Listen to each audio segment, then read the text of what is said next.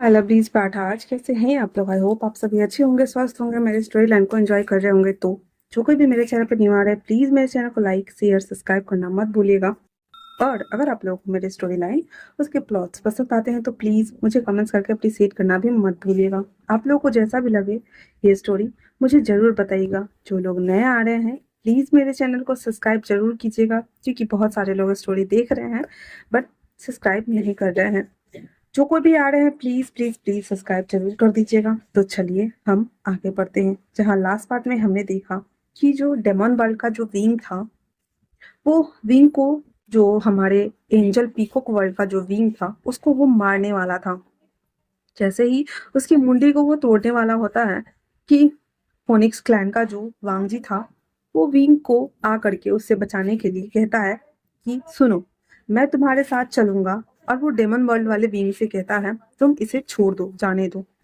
वो विंग को छोड़ता है। तैसे ही वांग जी पीकॉक क्लान वाले विंग को पिकअप करके और उसे नीचे ले आकर के लिटा देता है, क्योंकि वो बेहोश हो चुका था।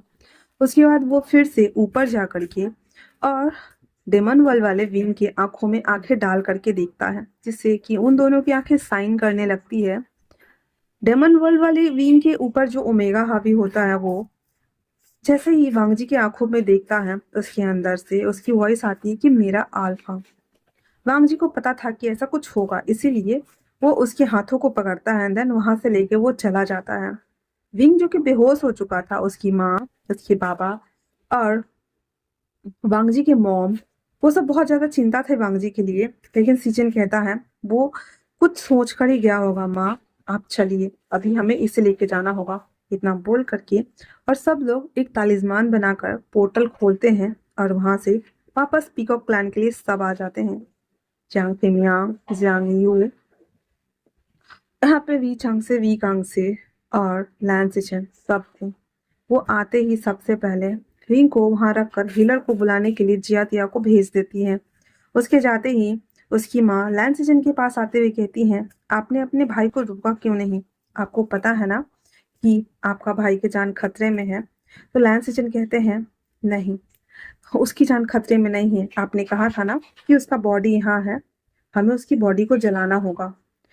जल्दी कीजिए, चलिए। और इतना बोल करके दो लोग वी चांग से वो अपने बेटे के पास रुकते हैं और कहते हैं तुम जाओ। फिर जियांग फिमिया, वो भी जाते हैं साथ में। जियांग यू, लैन सिचन, इतने लोग चले जाते हैं उस कक्ष में। वी चांग से और जियांग चिंग था और विंग आराम से पीसफुली लेटा हुआ था। वहीं दूसरी तरफ उस कक्ष में, जिस कक्ष से ब्लू लाइटें आ रही थी, उस कक्ष में वो आती हैं, उस डोर को खोलती हैं। खोलने के साथ ही अपनी एक गले में जो एक पेंडेंट होता है, उसे वो खोल करके जैसे ही बाहर लाती हैं कि वो एक चाबी का टुकड़ा बन जाता है। फिर अपने बालों से एक हेयर पिन को निकालती हैं और उससे चाबी का नॉब बनता है। वो दोनों को ज्वाइंट करके और उसको ओपन करती है, जिससे एक दरवाजा, जो एक इनविजुअल डोर था, वो खुल जाता है और वो सब अंदर आते हैं, जहाँ पे डेमन वाल वाले विंग को लटका करके और एक हवा में दोनों तरफ से जादुई रस्सी से बांध करके रखा हुआ था। वहां आने के साथ ही वो सब अपनी शक्तियों को एकत्रित करते हैं एंड देन ग्लैंसिचन अपने फायर स्पिरिट को समन करता है। उसके बाद वो सब एक करके और उस फायर स्पिरिट से एक विंग की बॉडी को जलाना शुरू करते हैं। जब ये जल रहा था तो उस रेलम में, जो डार्क वर्ल्ड में विंग था, उसको महसूस होता है कि उसकी सोल अब नष्ट होने वाली है। इसीलिए वो वांगजी को देखते हुए कहता है, धोखा, मुझे धोखा दिया। क्यों? क्यों अल्फा? क्यों? मैं तो बस आपके साथ रहना चाहता था ना। मैं क्या अपनी अल्फा के साथ नहीं रह सकता? अगर ऐसा हुआ तो मैं आप सबको छोड़ूंगा नहीं। और इतना बोल करके वो वांगजी को ना मारने ही वाला होता है, लेकिन तभी देखते देखते उसके एसिड ना खत्म हो गए थे और उसके सामने ही वो जो डेमन बल का जो विंग था, वो नाश हो गया था। वहां पे कुछ एसिड थे, उसे वो एक जो ढक्कन लगा हुआ प्याला होता है ना, उसमें भरता है वांगजी। और फिर वो एक पोर्टल बना करके वापस से पीकॉक क्लान आ जाता है, जहाँ पे विंग लेटा हुआ था। उसके बगल वाले डेस्क पे उसको वो रख देता है एंड देन वो विंग के बगल में बैठ जाता है। हीलर जो कि आ चुके थे, और वो विंग की चेकअप कर रहे होते हैं। वो जब देखता है विंग को बेहोशी के हालत में तो कहता है इसे बहुत ज्यादा स्पिरिचुअल रस्सी से कैद किया गया है। लेकिन सबको पता है कि उस विंग ने इसका बस ओनली पर गला दबाया था, मतलब कि वो बहुत ज्यादा ताकतवर था। फिर भी वो वहां पे दवाई लगा करके चली जाती हैं और कहती हैं कि इसे अपनी अपनी स्पिरिचुअल पावर दीजिए, हो सकता है कि ये जल्दी होश में आ जाए, नहीं तो 2-3 दिन का इंतजार करना होगा। वांग जी कहते हैं ठीक है। उसके बाद उसके जो डैड थे वी चांग से, वो कहते हैं कि राजकुमार आप चलिए, मैं अपने बेटे का ध्यान रख लूंगा, आप अतिथि गृह में चलिए। लेकिन वांग जी कहता है अंकल, आई मीन किंग, अभी मेरा उद्देश्य पूरा नहीं हुआ है, आप जाइए। और इतना बोल करके और वो उन सबको वहां से भेज देता है, इवन जिया तिया जियांग सिंह सबको भेज देता है ये बताने के लिए कि मैं आ गया हूँ। उसके जाने के बाद वांग जी उसमें जो राख भर के लाया था वो निकालता है और विंग के बॉडी पे लगा देता है, हाथ में, पैर में, गले में। और उसके बाद एक डेविल स्माइल कर रहा होता है विंग को देख करके। उसके बाद उसे वो गायब कर देता है और फिर वहां पे वैसा ही एक पॉट अपने आप ही अपेयर हो जाता है। उसके बाद सभी लोग जब आते हैं, वांग जी बहुत शालीनता के साथ में विंग के पास बैठा हुआ था। उसकी माँ आती है और वांग जी से पूछती है राजकुमार, क्या आप मुझे बताएंगे कि मेरा बेटा कब तक ठीक हो जाएगा? वांग जी कहता है आपका बेटा बहुत जल्द ठीक हो जाएगा, आप परेशान मत होइए, ठीक है ना? और हाँ, उसकी राख में ले आया हूँ। और इतना बोल करके और उस जो एसिस वाले केतली थी उसे वो वी कांगसे को पकड़ा देता है। उसके बाद वो लेती है और कहता है अच्छा तो ये इसकी राख है ना? वांग जी कहता है जी। और इतना बोल करके वो ग्रीड करके साइड हो जाता है।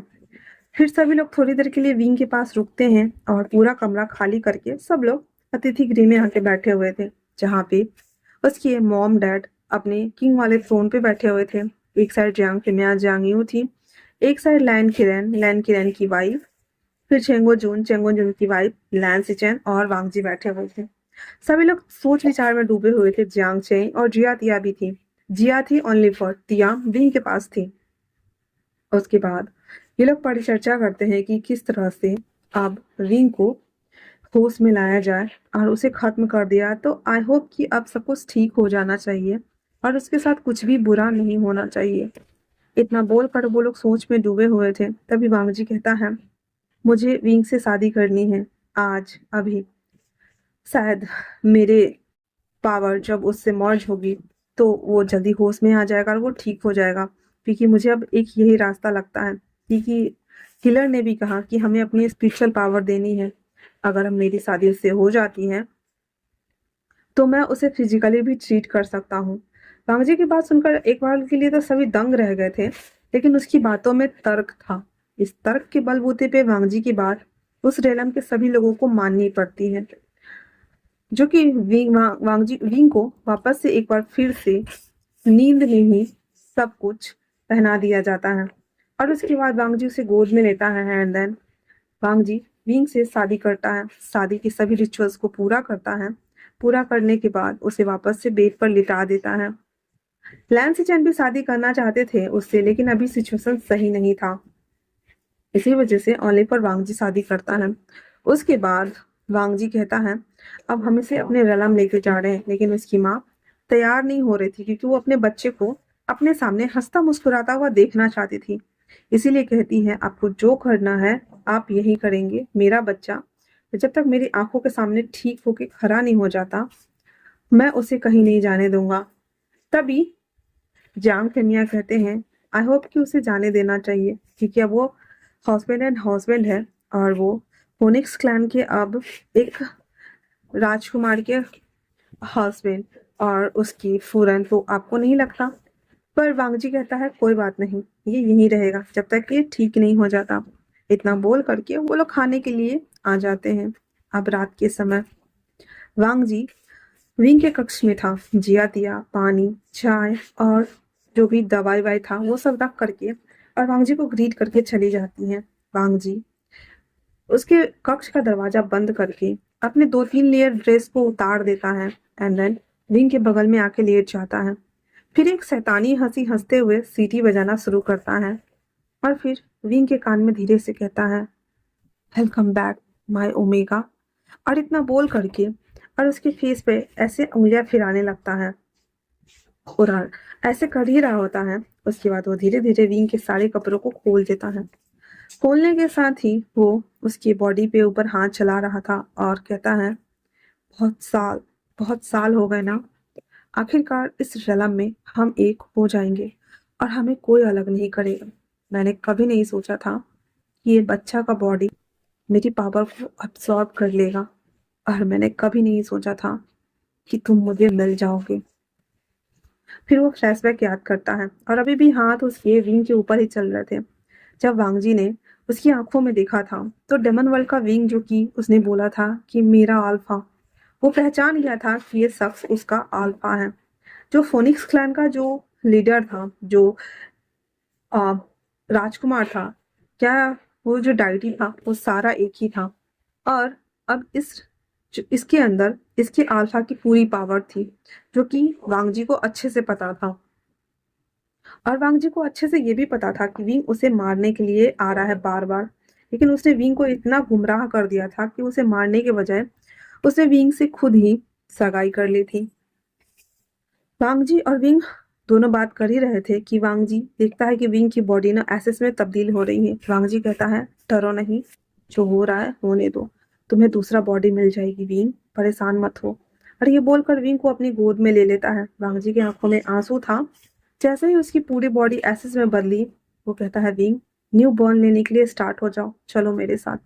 इतना बोलकर उसकी सारे एसिड्स को कलेक्ट करता है और आ करके विंग को लगाया ही था, आप लोगों को तो पता ही होगा, वो लगा देता है और वेट करता है 24 घंटा पूरा होने का। और आप फाइनली शादी करके वांगजी विंग का लीगली हस्बैंड, अल्फा जो भी बोलो, वो बन चुका था। वो जब ऐसा कर रहा था तब वहां पे नोबल मैन आते हैं और कहते हैं, आप ऐसा नहीं कर सकते हैं, आपने आखिरकार ऐसा क्यों किया। वांग जी सीधे आता है और उस नोबल मैन को गला को दबा देता है और कहता है, अगर अपनी जुबान खोली तो मुझसे बुरा कोई नहीं होगा। तुमने उसे बहुत हिंट दिए ना, ताकि वो मुझे मार डाले। वांग जी की आंखों में खून उतरा हुआ था, उसका चेहरे का और औड़ा पूरा बदल रहा था। और वो उसे देखते हुए कहता है, आज फाइनली ये मेरे पास है। हर रेलम का अध्याय यहाँ पे खत्म है और आज रात ये मेरा होगा। मैं इसे अपना बना लूंगा, सिर्फ और सिर्फ मेरा। इतना बोलने के साथ ही उस डायटी को गर्दन को तोड़ देता है और उसको अपने रेलम में फेंक देता है।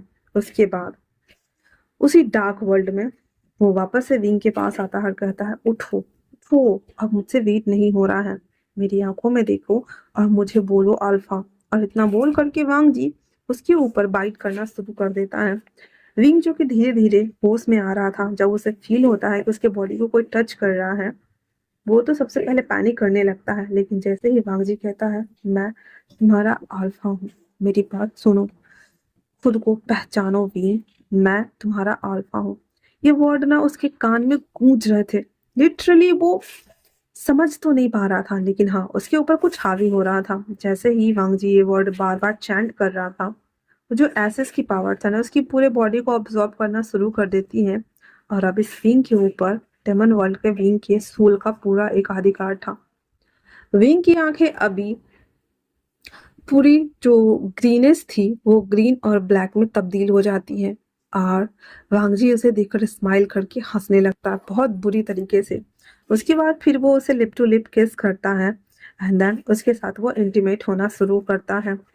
विंग भी उसका साथ दे रहा था और वांगजी और विंग फाइनली एक हो गए थे। 3-4 राउंड कंप्लीट होने के बाद वांगजी उसे कहता है, ये नई बॉडी कैसी लग रही है तुम्हें विंग। विंग कहता है, अच्छी लग रही है, इतने सालों से मैं कैद था, आपने मुझे कैसे ढूंढा। वांगजी कहता है, बस ढूंढ लिया, बस ढूंढ लिया, क्योंकि सपने में मुझे तुम हमेशा बताते थे ना, एक जगह है, बहुत घना है, हर तरफ दीवार बनी हुई है, शीशे की दीवार है, मैं कहाँ हूँ मुझे नहीं पता, मुझे ढूंढो मेरे अल्फा। और आज देखो तुम मेरे सामने हो। फिर विंग अपने आप को फ्लैशबैक वांगजी अपने आप को फ्लैशबैक में देखता है, जब विंग के साथ जब उसकी एंगेजमेंट हो गई और उसे घूमने के लिए आया था। जब उसने देखा कि इस कक्ष से हंसने की आवाज आ रही है, वांगजी समझ गया था कि विंग को यहाँ छुपा के रखा हुआ है। वांग जी ने उसी दिन वापस से उस क्लान में आकर के रात को उसे खोलने का कोशिश किया, लेकिन वो तो सिर्फ वी चांग से ही खोल सकती थी ना, और तो कोई खोल ही नहीं सकता था वी कांग से। इसीलिए वांग जी को निराश होकर लौटना पड़ा और ये सारा कुछ करना पड़ा, विंग को उकसाना पड़ा। और विंग आखिरकार वही किया, उस रेलम में जाने के लिए वो मान गया और रात को वो चला भी गया, जिस वजह से इतना बड़ा हादसा हो गया। वांग जी और विंग की आंखें आपस में मिलती है और वो दोनों वापस से कहते हैं अल्फा, और वांग जी कहता है माय ओमेगा, क्योंकि दोनों तो एक इमर्ज हो चुके थे ना। फिर विंग कहता है तो अब हम क्या करें जब सबको पता चलेगा? तो वांग जी कहता है किसी को कुछ बताने की जरूरत नहीं है, पूरी दुनिया के लिए और हर रेलम के लिए डेमन वर्ल्ड का विंग मर चुका है, और अब जो नया जीवन मिला है वो तुम पीकॉक क्लान के प्रिंस हो, और मेरे साथ तुम कल मेरे क्लान चल रहे हो, फोनिक्स क्लान, है ना? भांग जी की बात सुनकर विंग कहता है जी अल्फा, और इतना बोलकर उसे गले लगा लेता है। गले लगाने के बाद वो सो जाते हैं। अगले दिन सुबह जब विंग सोकर उठा तो उसकी पूरे बॉडी में दर्द हो रहा था। रात का सीन उसे कुछ भी याद नहीं था, क्योंकि उसकी सोल उसके अंदर उसी टाइम इमर्ज होती थी जब उसका ओमेगा एक्टिव होता था, और नॉर्मली पूरी बॉडी विंग की थी। इसी वजह से जब विंग सो के उठा तो उसकी पूरी बॉडी में पेन हो रहा था, और अपने बगल में वांग जी को सोता हुआ देखता है तो बहुत जोर से चिल्लाते हुए कहता है नहीं, और फिर वांग जी को एक लात मार के सीधे बेड से नीचे गिरा देता है। वांग जी जब अपने आप को देखता है बेड के नीचे, वो भी फुल नेकेड ही था, और सामने विंग को ऐसे शॉकिंग स्टेज में, जो कि वो अपने पूरे बॉडी को कंबल से रैप किए हुए था। वांग जी कहता है विंग क्या हुआ है तुम्हें? तुम ऐसे कैसे भूल सकते हो मुझे? क्या तुम्हें पता नहीं है कि मैं तुम्हारा अल्फा हूँ? क्या तुम भूल गए हो रात को मैंने जब सब कुछ बताया? विंग वांग जी को धक्का देते हुए कहता है दूर हटो मुझसे, तुम मेरे साथ सो कैसे सकते हो? अभी तो हमारी शादी भी नहीं हुई है, तुम्हें किसने हक दिया मुझे छूने का? तुमने ऐसा क्यों किया? माँ, बाबा, कहाँ हो आप लोग? और विंग चिल्ला रहा होता है। उन दोनों की वॉइस सुनकर सभी लोग आके दरवाजा पीटने लगते हैं, और दरवाजा खोलने का ट्राई करते हैं। तब तक वांग जी भी अपने ऊपर कंबल ले चुका था, और वो लोग जब आते हैं तो देखते हैं अंदर का नजारा, तो सब पलट जाते हैं। फिर वांग जी जल्दी जल्दी से अपने रॉब्स पहनता है, और विंग चिल्लाते हुए कहता है हाँ, ये मेरे साथ मेरे कमरे में क्या कर रहा है? ये इन्होंने क्या किया? उसकी माँ को पता था कि हाँ, सुबह का नजारा तो कुछ ऐसा ही देखने को मिलेगा, तो वो उसे समझाने के लिए पलटती उससे पहले कहती पहले अपने कपड़े पहनो और दोनों तैयार होकर के पैलेस आओ, और इतना बोलकर सब वहां से निकल जाते हैं। उसके जाने के बाद बींग भांगजी को एकदम कट्टर दुश्मन की तरह घूर के देख रहा था, और कहता है मुझसे 2 हाथ दूरी बना के रखना, मैं बोल रहा हूँ, वरना मुझसे बुरा कोई नहीं होगा, मैं भी पीकॉक क्लान का प्रिंस हूँ। भांगजी फुल सरप्राइज था, अभी तो रात को सारी चीजें क्लियर हुई थी, क्या विंग भूल गया? फिर वांग जी अपने ओरिजिनल फॉर्म में आने ही वाला होता है तो विंग कहता है दूर, और इतना बोलकर वो कंबल लेकर ही जहाँ पे बाथटब रहता है ना उस तरफ भाग जाता है। तो आज के लिए इतना ही। कैसा लगा आप लोगों को ये पार्ट मुझे कमेंट करके जरूर बताना। तब तक के लिए थैंक्स फॉर वॉचिंग।